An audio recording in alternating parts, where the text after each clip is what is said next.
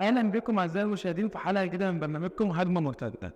النهارده هنتكلم عن ابرز الاحداث اللي حصلت على الساحه الكرويه المصريه، قائمه النادي الاهلي والصفقات، واخر الاحداث في صفقات النادي الاهلي، نادي الزمالك واداؤه في البطوله العربيه، وايه المطلوب من نادي الزمالك في الفتره اللي جايه في الصفقات، وكمان خروج مرتضى منصور.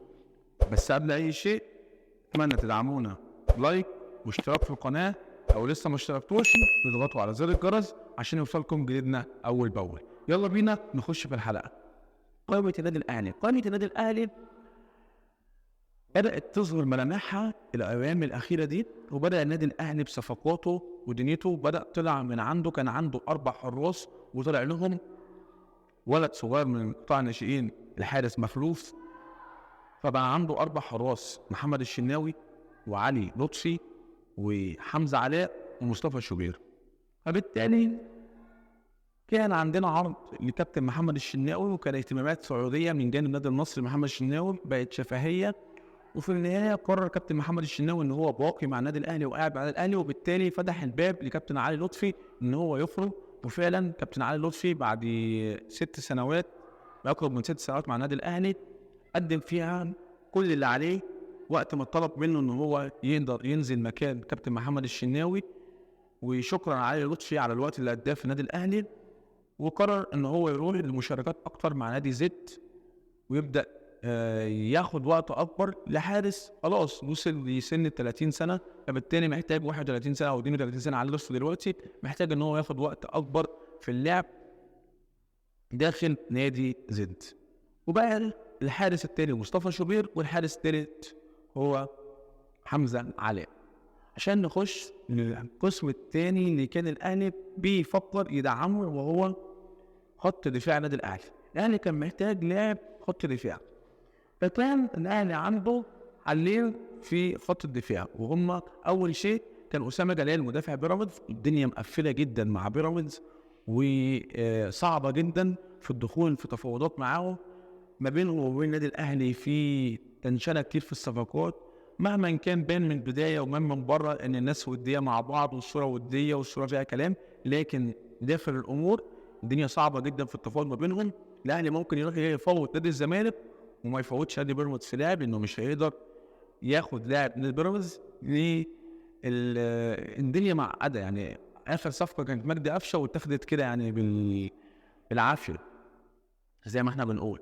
تاني لاعب كان محمود مرعي، ومحمود مرعي كان لاعب في صفوف نادي فيوتشر، ونادي فيوتشر كان عايز يبيع ال3 لعيبه بتوعه: رضا بوبو ومحمود مرعي وعمر كمال.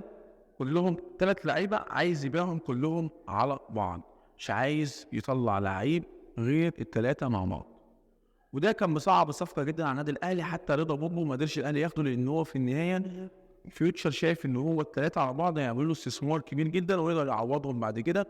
لو طلع 1-1 فهو مش هيجيبوا نفس المبلغ اللي هينباعوا فيه 3 باكج على بعض.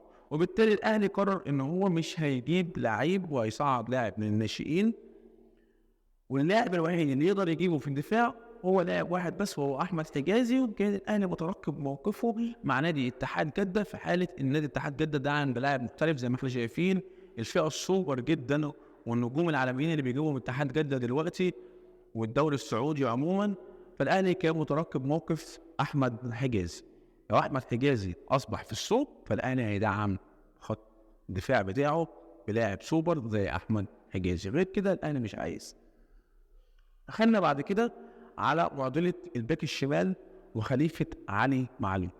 علي معلول فاضل له سنه في عقده، ودي الاشاعات من داخل النادي الاهلي بتقول ان دي اخر سنه لعلي معلول، وممكن يسمحوا له فيها ان هو يرحل مجانا لاي نادي يقدر يعمل فيه فلوس في الوقت الاخير، ويرجع للنادي الاهلي يبقى كادر كبير في النادي الاهلي، او يتعدي يبقى كادر في النادي الاهلي، لان علي معلول اصبح اسطوره من اساطير النادي الاهلي.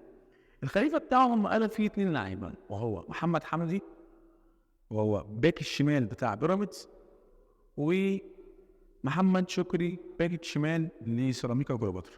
محمد حمدي صعب جدا الاهلي يتفاوض معاهم، صعب ياخده. كان السنه اللي فاتت ممكن الاهلي ياخده فري، لكن بيراميدز قدر يقنعه بالتجديد وجدد مع بيراميدز، وبالتالي بقى صعب ان الاهلي يتفاوض مع بيراميدز عليه.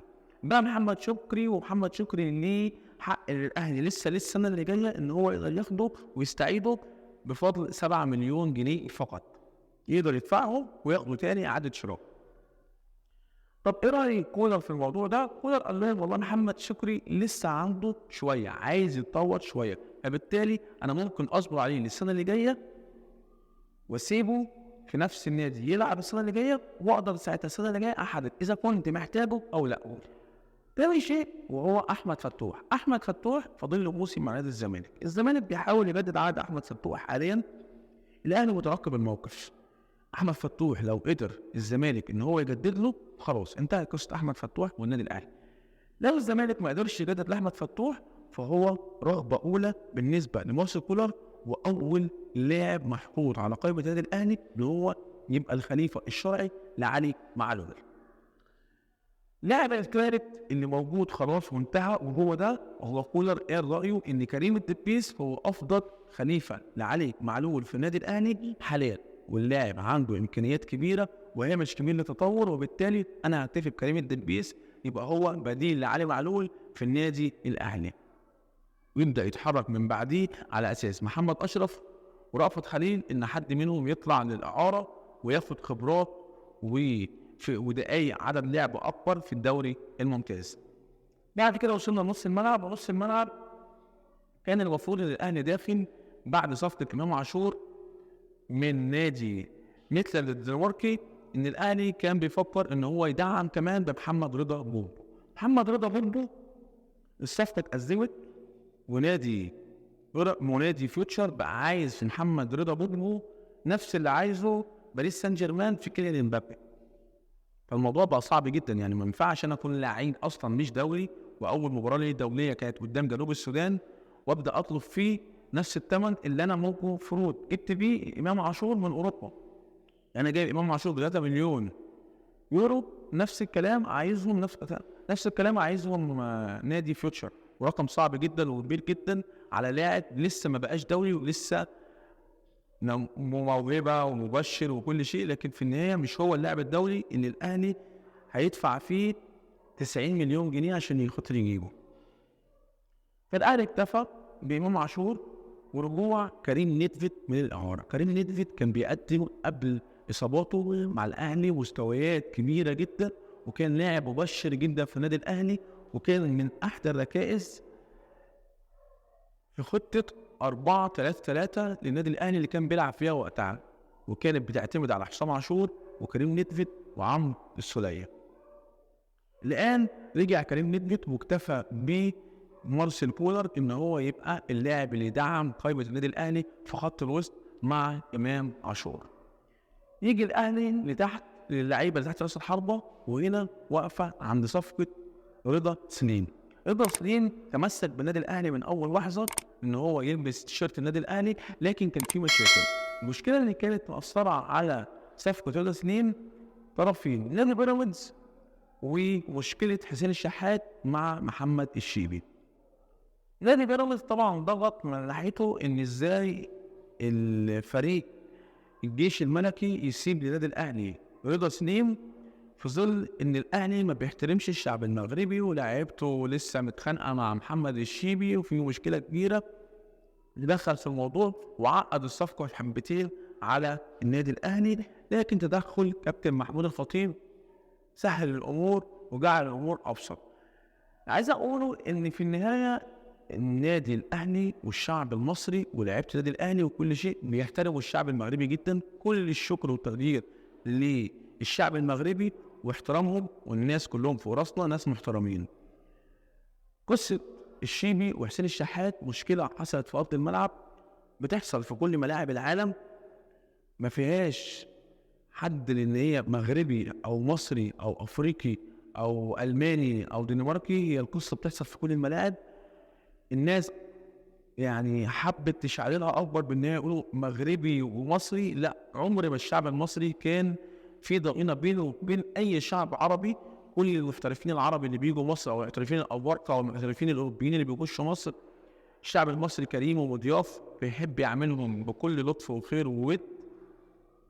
حصلت مشكله في الملعب والاهلي غرمه، وفي لسه غرامه هتطلع من لجنه التظلمات بعد القرار الضعيف اللي طلع من اتحاد الكوره.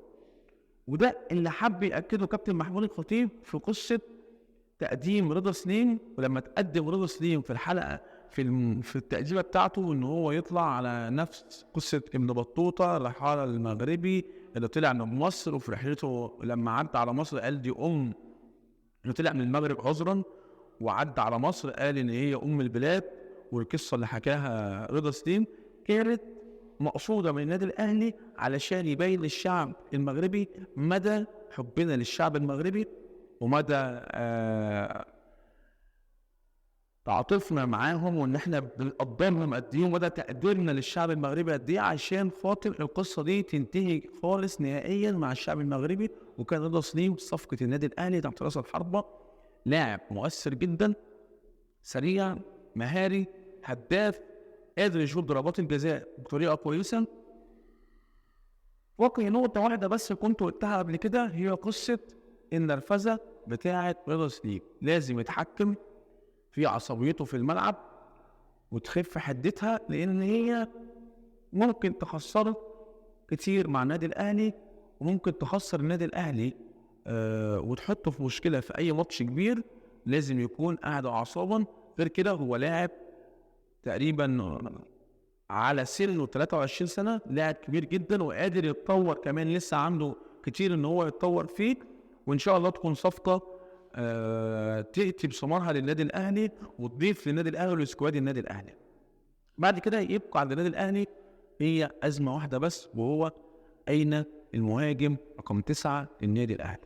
الاهلي كان عنده مونيكا وسوزا، الاهلي في النهايه ساب للاثنين الحريه، المفاوضات مفتوحه مع الاثنين، وقت ما يخلص اي واحد فيهم يقدر يخلص اي واحد فيهم ويبقى متاح، وهو هيبقى مهاجم النادي الاهلي. لكن الاهلي في النهايه دخل في لاعب مغربي اخر وهو حمزه هنوري. حمزه هنوري مهاجم الفتح الرباط المغربي.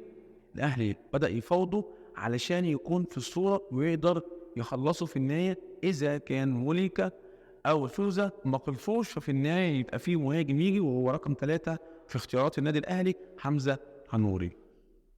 وصل النادي الاهلي وصفقاته وتاثيرها، خش على نادي الزمالك اللي عمل بطوله عربيه ليها وعليها. عمل اداء كويس في الماتش الاولاني، بما ان الاتحاد المنستيري كان في الوقت ده اضعف شويه من باقي الفرق اللي هيقابلها نادي الزمالك بعديها زي الشباب والنصر.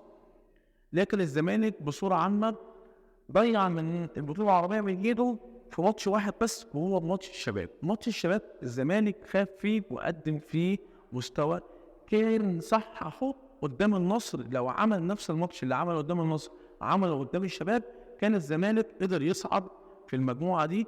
لكن للاسف الزمالك اللي كان المفروض يعمله قدام الشباب عمله قدام النصر، واللي كان المفروض يعمله قدام النصر عمله قدام الشباب. عكس الماتشين. فرقه كانت في نص الملعب مش قادره تطلع بالكوره. لما وصل في نص الملعب عمر جابر بدا الماتش مع دونجا والسيسي واحمد فتوح على الشمال في ماتش النصر، الزمالك كان قادر يطلع بالكوره لان في لعيبه كوره كتير موجودين في نص الملعب يقدروا يوصلوا للمهاجمين الكوره، فبالتالي عمل ماتش كويس قدام النصر. لكن قدام الشباب ما قدرش يعمل نفس الماتش ده، لان كان السيسي واحمد فتوح وورا ما كانش فيه لعيبه كوره على قد المستوى تقدر تطلع بالكوره. ده خلى الزمالك في مأزق في المباراه دي. باختصار الزمالك في البطوله العربيه بين قد ايه قيمته محتاجه لدعم كبير جدا علشان يقدر اوسوريو ينفذ افكاره. ايه اللي مطلوب للزمالك؟ اولا حل مشكله القيد. حل مشكله القيد وما يقفوش على فلوس كهربا، لان كهربا مشكلته مشكله تانية خالص. كهربا بيلعب مع الزمالك لعبه تانية خالص. كهربا مش هيدفع فلوس، كهربا هيتوقف، وهو راضي ان هو يتوقف لان هو عارف كويس او ان هو هيتوقف وقت ما يدفع الفلوس هيتفك القيد بتاعه. فبالتالي انا داخل على مرحله صيف وهقعد شهر وهرجع بعد يوم 15/9 للعب، وابقى موقوف في الدوري المصري، موقوف على المسابقات المحليه بسبب قرار الوقف اللي كان في ماتش الزمالك القديم، اللي هيبدا ان هو يتنفذ ويطلع قرار لجنه الاستئناف بوقف كهربا 6 مباريات. وبالتالي كهربا مش هيرجع على شهر 10 اساسا او شهر 11، فبالتالي مش مستعجل ان هو يدفع الفلوس لنادي الزمالك. والزمالك لو وقف يعني مشكله وقف القيد على فلوس كهربا، فكهربا مش هيدفع دلوقتي، وهيكون عدى عليكم موضوع قيد صفقات جديده، وان انت تقدر تأيد صفقاتك. فلازم تحل مشكله القيد اولا بدون انتظار فلوس كهربا. ثانيا، صفقات الزمالك محتاج يعمل صفقات على مستوى خط الدفاع، على مستوى الباك الشمال والباك اليمين. انت عندك محمد عبد الشافي اعلن اعتزاله، عندك موجود الباك اليمين ما فيهوش غير حمزه المسلوسي، وساعات بتلعبوا قلب دفاع. عندك نص الملعب في لعيبه مش على قد مستوى نادي الزمالك، محتاج الزمالك 2 لعيبه تمانيات يقدروا يشيلوا النادي ويقدروا يطلعوا بالكوره عشان ينفذوا خطه اوساريو. الراجل بيستخدم احمد فتوح الباك الشمال الافضل، بيستخدمه في نص الملعب عشان يقدر يطلع بالكوره، ما عندوش لاعب تانية جنب منه تمانيات عشان يقدر يطلع بالكوره. محتاج الزمالك 2 تمانيات تقال يقدروا يطلعوا الفرقه بالكوره. على مستوى الهجوم، الزمالك عنده سيف الجزيري، محتاج مهاجم جنب منه، محتاج لاعب او 2 تحت راس الحربه مع رجوع مصطفى شلبي واحمد سيد زيزو والشيكابالا موجود. يبقى الزمالك محتاج ابراهيم نضاي، مش على قد مستوى الزمالك، مع عذر لابراهيم نضاي مش هو اللاعب اللي يبقى قد تيشيرت الزمالك. الزمالك محتاج حد تقيل، محتاج لاعب او 2.